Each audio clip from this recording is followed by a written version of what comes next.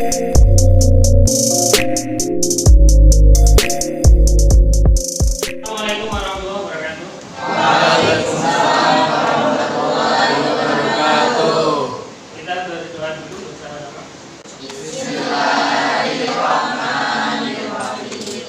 Rabbi zidni ilman nafi'a warzuqni fahman bi rahmatika ya arhamar rahimin. Amin ya rabbal alamin. Bismillahirrahmanirrahim. Wa kalimatun maqru'an wa kalimatun biha kalamun qadu'an bidari wa tamini wa nidawa'an wa musnadil ismi tamkizun nasab ila fa'alta wa atafaya fali wa nuni ambilan nafi'u yang jari siwa bu'an harfuka wa fi'walam bi'ul mudari'un yani lamka yasha wa aliyal af'ali bintam diswasi binuni fi'wal amri'in amrun fuhim wa amru ilaya kulil nuni mahal fi'i huwa ismuna musa wa hayyaran wa ismu minhu mu'rabu wa mabni li syabahin minal hurufi mudalika syabahin rahri ismailana wa manawi fi mata wa fi huna. Kita absen dulu. Apakah hari ini ada yang tidak berangkat? Siapa? Niam. Sama Niam. Niam, Pak. Ya, ya.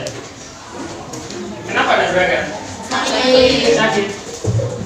Ya, kita akan sama-sama baca Al-Fatihah, semoga lekas sembuh sehingga dapat berkumpul kembali dengan teman-teman. Al-Fatihah.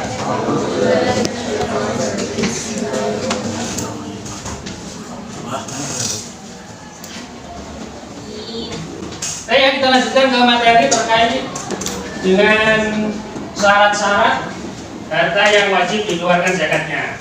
Akan tetapi kita akan membahas dulu terkait dengan materi yang sudah saya sampaikan pada pertemuan yang pertama. Apa kemarin? Materi yang pertama kemarin terkait dengan apa? Zakat. Terus zakat. Definisi zakat secara umum apa pengertiannya? Coba kamu. Secara bahasa mempunyai makna umum, ditambah didefinisikan. Secara istilah, zakat adalah mengeluarkan sebagian harta tertentu dengan kadar tertentu yang diberikan pada orang lain. Nah, itu secara umum zakat secara umum. Terus zakat ada berapa? Dua. Apa saja? Zakat fitrah itu apa? Definisinya?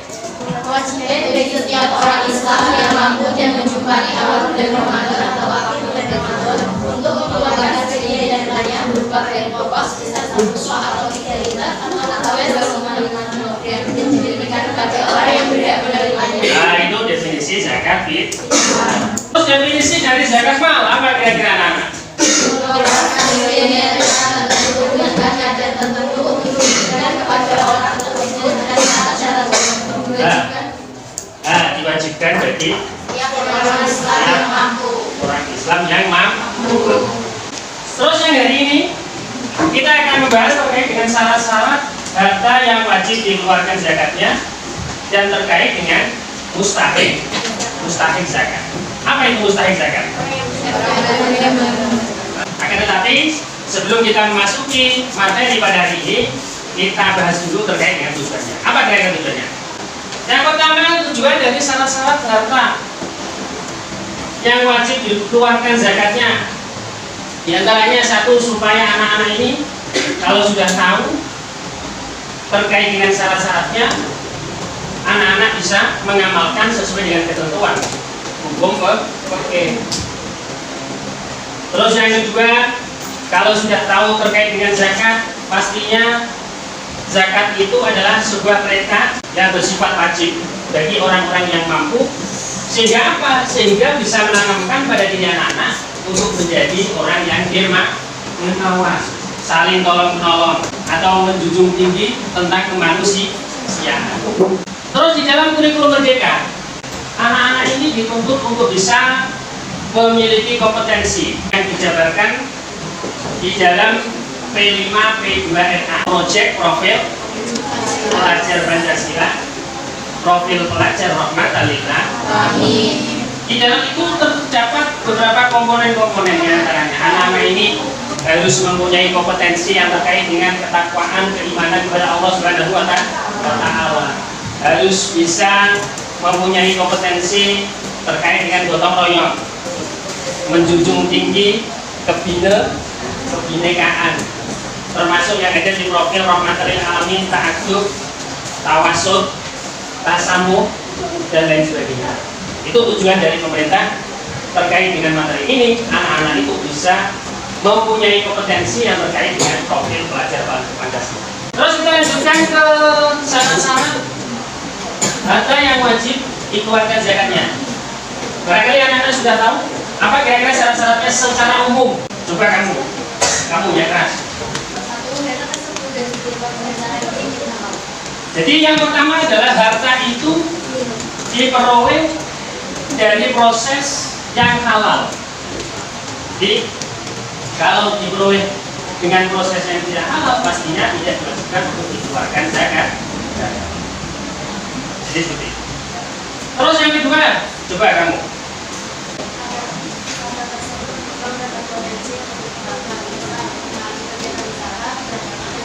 Nah, harta itu bersifat sesuatu yang bisa berkembang atau dikembangkan. Nah, caranya bagaimana? Harta itu digunakan untuk berjaga, berusaha. Nah, sampai sini ada pertanyaan? Paham ya? Terus syarat yang selanjutnya, baca yang keras. Kamu enggak?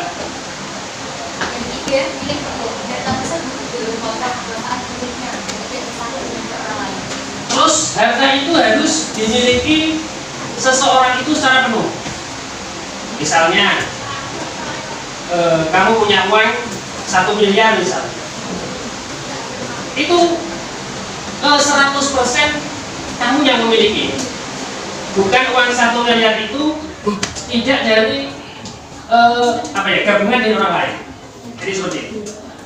Terus syaratnya selanjutnya apa? Harta yang wajib dikeluarkan zakatnya. Mencapai nisab. Nah, yang keempat mencapai nisab. Apa itu nisab? Batas minimal sebuah harta benda itu untuk dikeluarkan zakat. Itu nisab. Terus yang selanjutnya sudah mencapai haul. Haul itu apa? Masa di mana harta benda itu sudah diwajibkan untuk dikeluarkan zakat. Nah, di antara itu syarat-syarat. Terus yang terakhir apa? Sudah terpenuhi kebutuhan pokok. Kebutuhan pokoknya siapa? Kebutuhan pokoknya dirinya sendiri atau bahkan orang yang dinafkahinya. Sampai sini sudah paham?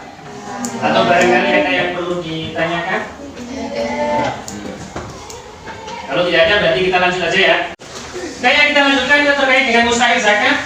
Barangkali anak-anak sudah pernah dengar yang terkait dengan asnaf 8 atau 8 asnaf. Apa kira-kira? Yang pertama, orang-orang yang berhak menerima zakat. Fakir. Definisi fakir, kira-kira apa? Orang yang memiliki harta benda dan tidak memiliki pekerjaan untuk mencarinya. Jadi kalau ada orang yang barangkali tidak punya pekerjaan, tidak mempunyai harta benda, sehingga orang itu tidak bisa mencukupi orang yang dinafkahinya, itu termasuk dalam kategori orang fakir. Terus yang selanjutnya, miskin. Apa kira-kira?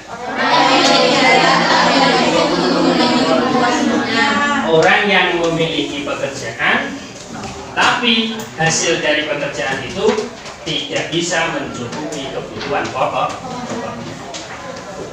untuk dirinya, bahkan untuk orang yang dinafkahi. Terus orang-orang yang berhak menerima zakat yang selanjutnya, siapa itu amin? Orang yang bertugas mengumpulkan dan membagikan atau panitia zakat. Itu amin. Sampai sini sudah paham? Atau barangkali ada yang perlu ditanyakan? Terus kita lanjutkan. Orang-orang yang berhak menerima zakat yang selanjutnya. Mu'al. Siapa itu mu'alaf?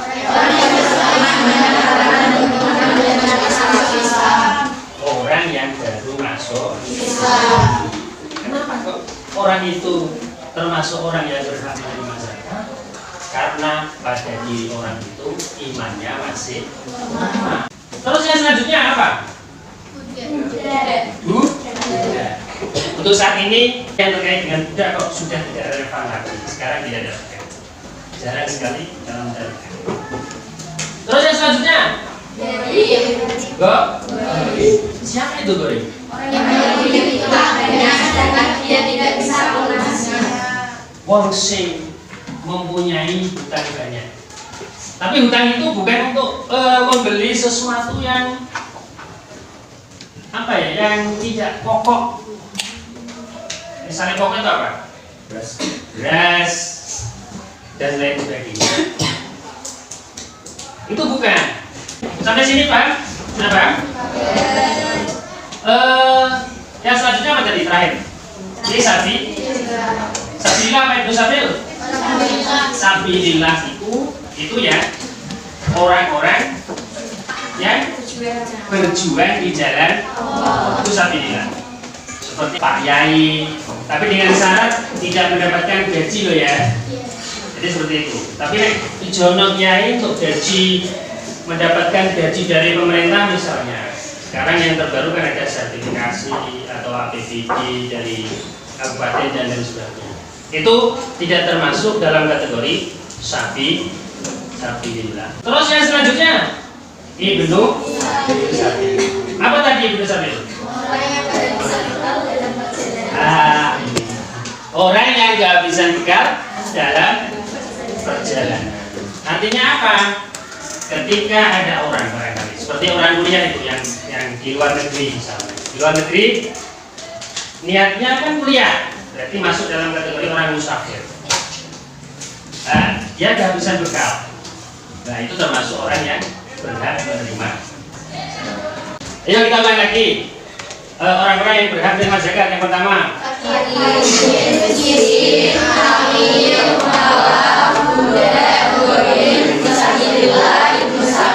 Ya, itu kategori orang-orang yang berhak menerima zakat atau orang-orang yang disebutkan dalam Al-Quran.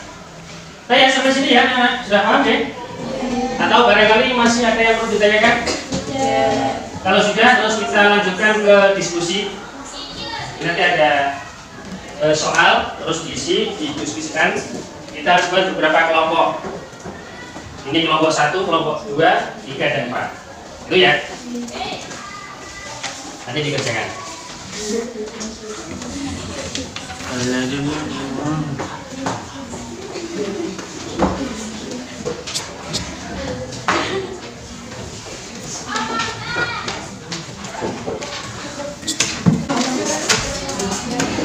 Nanti kalau sudah dikerjakan terus maju satu-satu presentasi terkait dengan soal diskusi gitu ya. Nah, terkait dengan tugas kelompok tadi yang sudah saya kelompokkan berapa tadi? 1, 2, 3, 4. Maju satu-satu untuk mempresentasikan hasil diskusinya. Mas Irfan. Pertanyaan yang paling atas saja. Pertanyaannya, apa saja jenis harta yang termasuk dalam kategori yang wajib dizakati? Untuk jawabannya, terdapat macam-macam zakat yang wajib Anda ketahui serta ketentuannya antara lain. Yang pertama, zakat fitrah. Salah satu jenis zakat yang wajib ditunaikan umat muslim adalah zakat fitrah. Kedua, zakat mal. Ketiga, emas dan perak. Keempat, binatang ternak. Dan kelima, zakat perdagangan atau tijarah. Kasih aplaus. Ayo, kelompok 2. Siapa yang maju?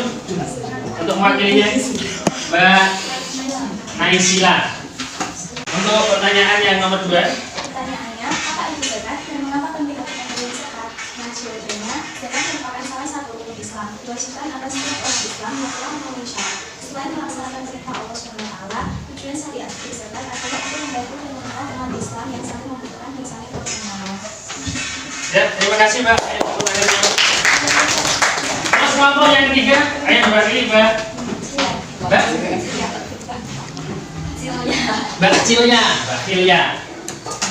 Ayo Mbak, pertanyaan yang ke... Di sini saya selaku perwakilan dari kelompok 3 akan menjelaskan jawaban yang sudah didiskusikan kelompok saya.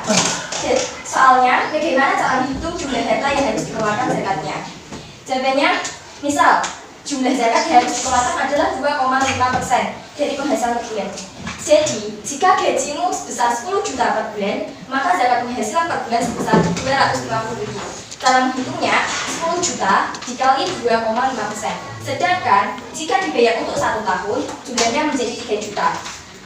Itu bisa dihitung 250.000 dikali 12 bulan. Terima kasih. Untuk yang ketiga, pertanyaan siapa? Mas? Pertanyaannya, apa yang dimaksud dengan nisab zakat?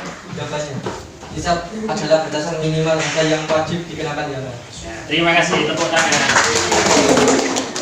Ya, itulah presentasi dari beberapa pertanyaan yang terkait dengan materi pada hari ini.